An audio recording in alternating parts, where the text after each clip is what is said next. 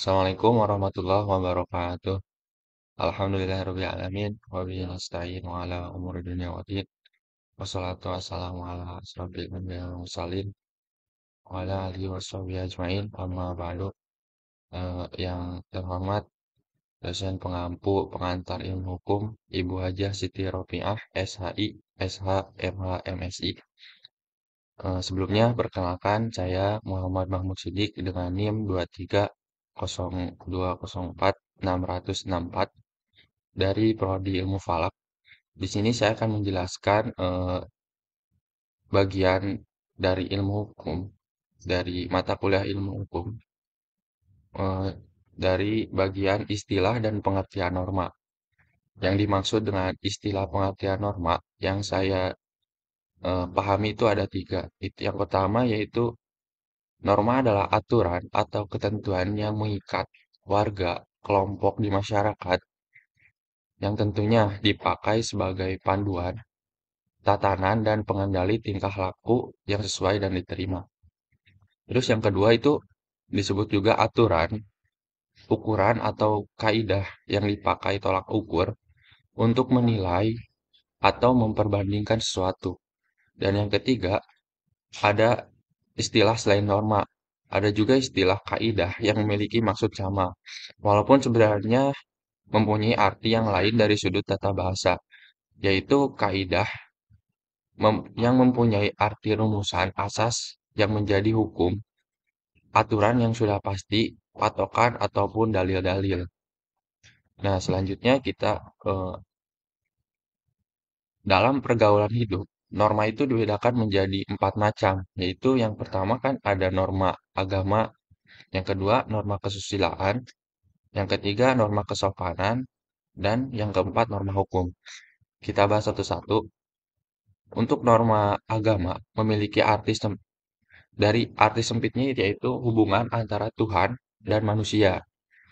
Namun norma agama memiliki arti yang lebih luas yaitu peraturan yang diterima sebagai perintah-perintah, larangan-larangan, anjuran-anjuran yang berasal dari Tuhan, yang merupakan biasanya itu tuntunan hidup ke arah jalan yang benar. Dan yang kedua itu ada norma kesusilaan. Nah, norma kesusilaan ini norma yang mengenai baik buruknya berdasarkan hati nurani atau sering sebut juga sama kita itu akhlak manusia dan kebiasaan umum atau aturan yang menjadi pedoman perilaku dan sudah ada dalam kelompok masyarakat serta memiliki batasan wilayah tertentu. Batas norma sosial adalah perilaku yang pantas bagi suatu kelompok masyarakat sehingga juga dapat disebut sebagai kaidah sosial ataupun peraturan sosial. Contoh-contohnya itu yang pertama seperti menghargai dan menghormati sesama manusia. Yang kedua itu jujur dalam perkataan dan perbuatan. Dan yang ketiga, membantu orang lain yang membutuhkan. Nah, itu sedikit contoh dari norma. Nah, lanjut yang ke selanjutnya itu ada norma hukum. Yang dimaksud dengan norma hukum yaitu norma yang berlaku dengan bantuan alat perlengkapan negara yang ditentukan untuk yang bersangkutan dan isinya itu mengikat setiap orang. Norma hukum memiliki keistimewaan yang sifatnya memaksa dengan sanksi yang berupa ancaman hukuman dan paksaan tersebut bertujuan untuk memberi suatu tekanan agar norma tersebut dapat dihormati dan ditaati, dan juga peraturan-peraturan hidup yang diakui oleh negara dan harus dilaksanakan di tiap-tiap daerah dalam negara tersebut. Contohnya itu yang pertama ada barang siapa yang mengambil jiwa orang lain dihukum misalkan karena membunuh dengan hukuman setinggi-tingginya 15 tahun. Dan contoh lainnya itu setiap orang ketika memakai kendaraan itu wajib menaati rambu lalu lintas. Nah, di sini ada keberlakuan norma hukum. Keberlakuan norma hukum itu dapat dijelaskan sebagai berikut. Yang pertama, ada keberlakuan norma hukum menurut waktu. Yang kedua, ada keberlakuan norma hukum menurut tempat.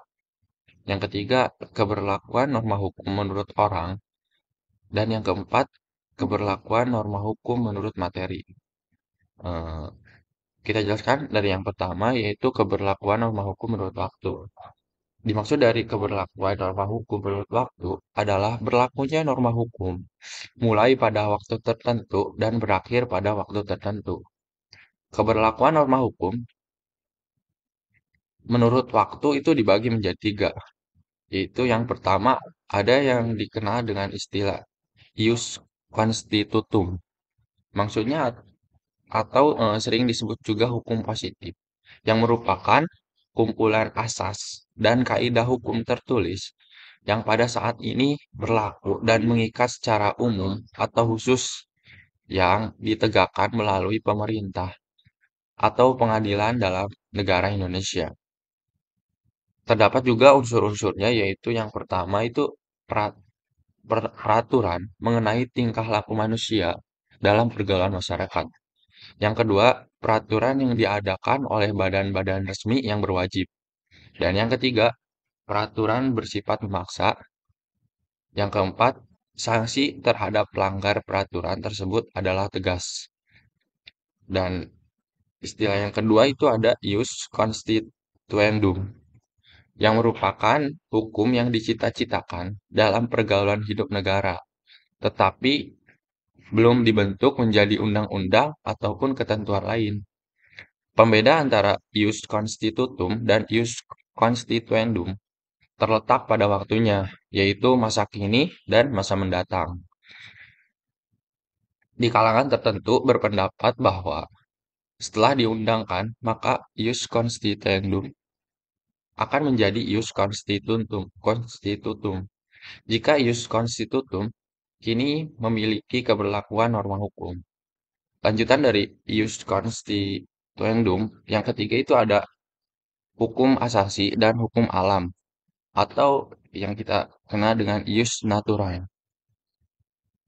Yang dimaksud hukum asasi atau hukum alam bukan merupakan norma-norma yang konkret, melainkan selalu berubah-ubah dari masa ke masa. Hukum asasi memiliki sifat tetap, yaitu kesadaran tentang adanya sesuatu yang lebih tinggi dari hukum yang ada saat ini. Contoh yang ditimbulkan dari hukum alam ialah yang pertama, janji yang harus ditepati. Yang kedua, barang-barang yang harus mempunyai pemilik. Dan yang ketiga, tiap orang hendaknya menerima dan mempertahankan bagiannya. Lanjut yang kedua, keberlakuan norma hukum menurut tempat. Yang dimaksudnya adalah keberlakuan norma hukum di tempat tertentu. Keberlakuan norma hukum menurut tempat itu dibagi menjadi tiga, yaitu yang pertama ada hukum nasional, yang kedua ada hukum internasional, dan yang ketiga ada hukum asing. Kita jelaskan dari yang pertama, yaitu norma hukum nasional. Iya, norma hukum nasional adalah jenis hukum yang berlaku di dalam wilayah negara tertentu. Hukum nasional harus dilaksanakan oleh warga tersebut. Contohnya yaitu yang pertama ada undang-undang, dan yang kedua ada peraturan presiden. Selanjutnya ada hukum internasional. Hukum internasional adalah jenis hukum yang berguna untuk mengatur hubungan antar negara di dalam hubungan internasional. Hukum internasional ini berlaku secara universal, yang berarti dapat berlaku secara keseluruhan terhadap negara-negara yang mengikatkan diri dalam perjanjian. Contohnya seperti perjanjian liberal. Dan yang ketiga ada hukum asing. Hukum asing ialah hukum yang berlakunya di dalam wilayah negara lain atau di negara yang berada di luar wilayah. Contohnya yaitu hukum perang. Lanjut yang ketiga, keberlakuan norma hukum menurut orang adalah berlakunya hukum dengan melihat orang yang menjadi pelaku dari peristiwa tersebut. Aturan perundang-undangan juga mempunyai perbedaan mengenai pada siapa peraturan tersebut diajukan. Contohnya adalah yang pertama peraturan mengenai PNS. Itu kan hanya berlaku bagi PNS saja. Yang kedua peraturan mengenai militer yang hanya berlaku bagi kalangan militer. Selanjutnya nomor 4 keberlakuan hukum menurut materi. Nah, keberlakuan norma hukum menurut materi ini adalah berlakunya norma hukum dengan melihat material perkara. Adapun contohnya seperti dalam hal merugikan kepentingan Indonesia, meskipun terjadi di luar wilayah Indonesia, namun hal tersebut dapat menjadi keberlakuan norma hukum materi di mana negara dapat terlibat. Mungkin itu yang dapat saya sampaikan mengenai istilah dan pengertian norma. Eh, Mudah-mudahan apa yang saya sampaikan itu dapat bermanfaat dan saya meminta maaf yang sebesar-besarnya jika terdapat kekurangan dan kesalahan kata. Saya akhiri billahi taufiq wal hidayah. Wassalamualaikum warahmatullahi wabarakatuh.